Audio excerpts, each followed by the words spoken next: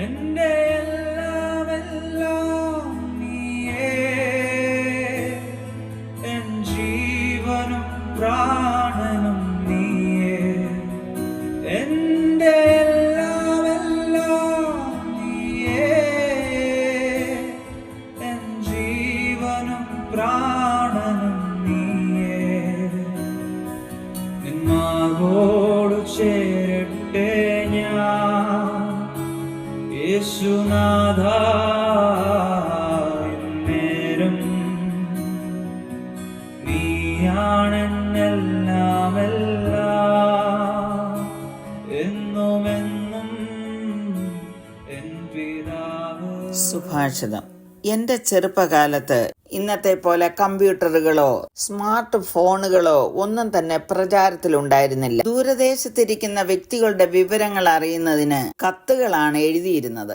ഒരു വ്യക്തിയിൽ നിന്ന് മറ്റൊരു വ്യക്തിയിലേക്കോ അല്ലെങ്കിൽ ഒരു കൂട്ടം ആളുകൾക്കോ എഴുതി അയക്കുന്ന സന്ദേശത്തിനാണല്ലോ നാം കത്തുകൾ എന്ന് പറയുന്നത്. ഇപ്പോഴുള്ള തലമുറകൾക്ക് ഒരുപക്ഷെ കത്തുകളെക്കുറിച്ച് വലിയ ഗ്രാഹ്യം കാണില്ല. ഇന്ന് നാം അയക്കുന്ന കമ്മ്യൂണിക്കേഷൻസായ ഇമെയിലുകള്, ചാറ്റ്, ടെക്സ്റ്റ് എന്നിവയ്ക്കൊക്കെ പകരക്കാരനായിരുന്നു അന്നത്തെ കത്തുകൾ. സ്ഥാപനങ്ങളിലും സഭകളിലും സമൂഹങ്ങളിലുമൊക്കെ കത്തുകൾ വളരെ പ്രാബല്യം നേടിയിരുന്നു. വേദപുസ്തകത്തിലും കത്തുകളുടെ സമാഹാരം കാണുവാൻ കഴിയും.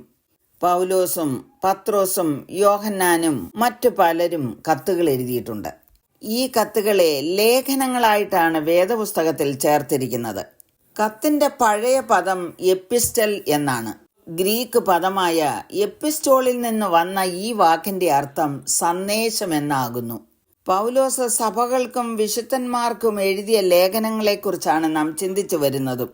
തുടർന്ന് അപ്പോസ്തലൻ വ്യക്തികളെ സംബോധന ചെയ്ത് എഴുതിയ കത്തുകളെക്കുറിച്ചാണ് ചിന്തിക്കുന്നത്. പൗലോസിന്റെ ജീവിതാന്ത്യ കാലത്ത് ക്രിസ്തുവിന്റെ സുവിശേഷ പ്രചാരണത്തിൽ തന്റെ സഹപ്രവർത്തകരായിരുന്ന തിമത്തിയോസിനും തീത്തോസിനും കത്തുകൾ എഴുതി. ഇവയെ ഇടയ ലേഖനങ്ങൾ എന്നാണ് അറിയുന്നത്. 1, 2 തിമത്തിയോസും തീത്തോസുമാണ് ഇടയ ലേഖനങ്ങൾ. സുവിശേഷത്തിൽ വിശ്വസിച്ച് മാനസാന്തരപ്പെട്ട് തങ്ങളുടെ പാപങ്ങളുടെ മോചനത്തിനായി യേശുക്രിസ്തുവിന്റെ നാമത്തെ സ്നാനമേറ്റ് പരിശുദ്ധാത്മാവിന്റെ നിറവിൽ വക്രതയുള്ള തലമുറയിൽ നിന്ന് വിശുദ്ധിയോടും വേർപാടോടും ജീവിച്ച ദൃശ്യസഭയുടെ ശുശ്രൂഷകന്മാരായിരുന്നു തിമത്തിയോസും തീത്തോസും.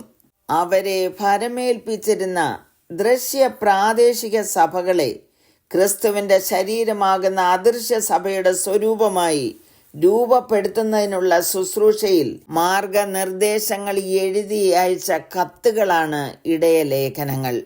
2000 വർഷങ്ങൾക്ക് മുമ്പ് എഴുതിയ ഈ കത്തുകൾ അന്നത്തെ പോലെ ഇന്നത്തെ സഭകൾക്കും വളരെ അനിവാര്യമാകുന്നു.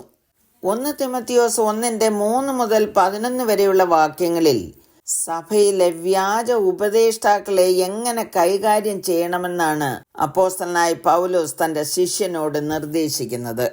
5-ാം വാക്യത്തിൽ എഴുതിയിരിക്കുന്നത് ആജ്ഞയുടെ ഉദ്ദേശമോ ശുദ്ധ ഹൃദയം, നല്ല മനസാക്ഷി, നിർവ്യാജ വിശ്വാസം എന്നിവയാൽ ഉളവാകുന്ന സ്നേഹം തന്നെ.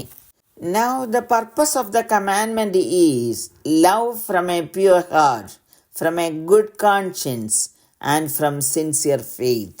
പൗലോസ് തിമത്തിയോസിന് കൊടുക്കുന്ന നിർദ്ദേശങ്ങളുടെ ഉദ്ദേശമാണ് ഈ പറഞ്ഞിരിക്കുന്നത്. എക്കാലത്തും ജീവിക്കുന്ന വിശുദ്ധന്മാർക്കും വേണ്ടിയ കാര്യങ്ങൾ. ഈ നിർദ്ദേശത്തിന്റെ പിന്നിലെ പ്രചോദനം സ്നേഹമാണ്. ദൈവം തന്റെ ഏകജാതനായ പുത്രനെ നാം അവനിൽ ജീവിക്കേണ്ടതിന് ലോകത്തിലേക്ക് അയച്ചു എന്നുള്ളതിനാൽ ദൈവത്തിന് നമ്മോടുള്ള സ്നേഹം പ്രത്യക്ഷമായി. അതുകൊണ്ട് പ്രിയമുള്ളവരെ, നാം അന്യോന്യം സ്നേഹിക്കുവാൻ കടപ്പെട്ടിരിക്കുന്നു. സ്നേഹം വളർത്തിയെടുക്കാൻ ആവശ്യമായ 3 അടിസ്ഥാന ഗുണങ്ങളാണ് പൗലോസ് നാം വായിച്ച വാക്യത്തിൽ എഴുതിയിരിക്കുന്നത്. ശുദ്ധമായ ഹൃദയം, നല്ല മനസാക്ഷി, ആത്മാർത്ഥമായ വിശ്വാസം. ക്രിസ്തീയ ജീവിതത്തിന്റെ ലക്ഷ്യം വെറുപ്പോ വിവാദമോ അല്ല, മറിച്ച് അഗപ്പയാകുന്നു.